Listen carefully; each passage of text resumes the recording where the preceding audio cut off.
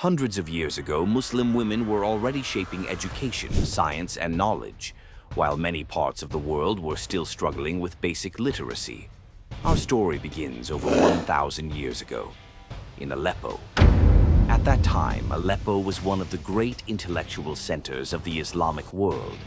Traders crossed its busy markets, scholars debated philosophy and astronomy in its libraries. Engineers, mathematicians, and scientists worked under powerful rulers who invested heavily in knowledge and innovation. And somewhere within this vibrant city, a young girl named Mariam al-Ijliya was growing up. Historical records about her early childhood are limited, but many historians believe she was born into a family connected to scientific craftsmanship and instrument making.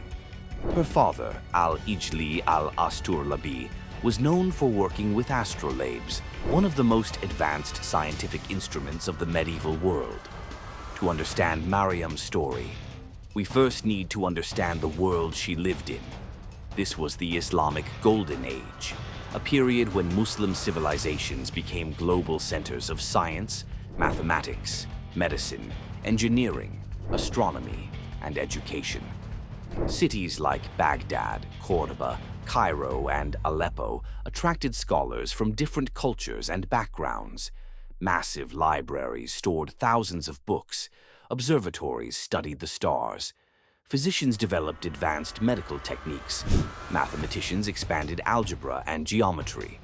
And among these scientific circles, the astrolabe was considered a masterpiece of knowledge and precision. An astrolabe was not just a tool, it was like a medieval computer. Using complex calculations and carefully engraved plates, it could help determine time, locate stars, identify prayer directions, calculate sunrise and sunset, and even assist travelers navigating deserts and seas.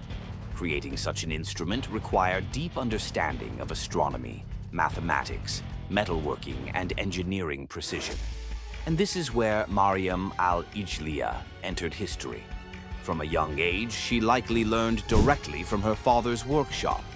Surrounded by metal tools, engraved diagrams, and astronomical calculations, Mariam developed skills that were extremely rare for the time. Historical accounts suggest that she trained under experienced astrolabe makers connected to scientific communities in Aleppo. Slowly, her talent became recognized not only for craftsmanship, but also for accuracy and technical excellence. This was not simple decorative work. Every line engraved onto an astrolabe had mathematical meaning. Even tiny errors could affect astronomical calculations. The instrument had to align with the movements of celestial bodies across the sky. Mariam mastered this difficult science in an era over 1,000 years ago. Her reputation eventually reached the court of Saif al-Dawla, the Hamdanid ruler of Aleppo. Under his rule, Aleppo became a major center for scholars, poets, scientists, and engineers. According to historical writings, Mariam worked within intellectual circles connected to the royal court, producing highly sophisticated astrolabes admired for their precision and quality. At a time when many people across the world had little access to formal education, Mariam al-Ijliya was contributing to scientific instruments used for astronomy and navigation, and her work mattered. Long before satellites, GPS systems, or digital maps, travelers relied on the stars.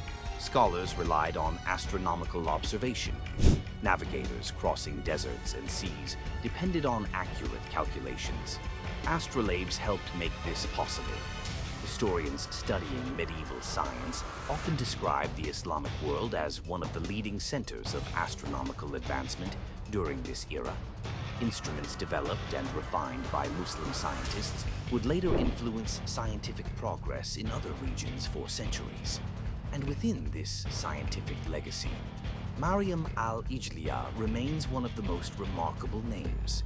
What makes her story truly powerful is not just that she was a woman in science, it is that she earned recognition in one of the most intellectually demanding fields of her time, through skill, precision, and knowledge. Her story challenges many modern assumptions about history. Today, only fragments of her life remain in historical records. But her name survived history for one reason. She mastered knowledge in an age that valued discovery. And centuries later, Mariam al-Ijliya still stands as a symbol of curiosity, education, and scientific contribution during the Islamic Golden Age. If you enjoyed this documentary, subscribe to Islamic Sounds Club for more powerful stories from Islamic history.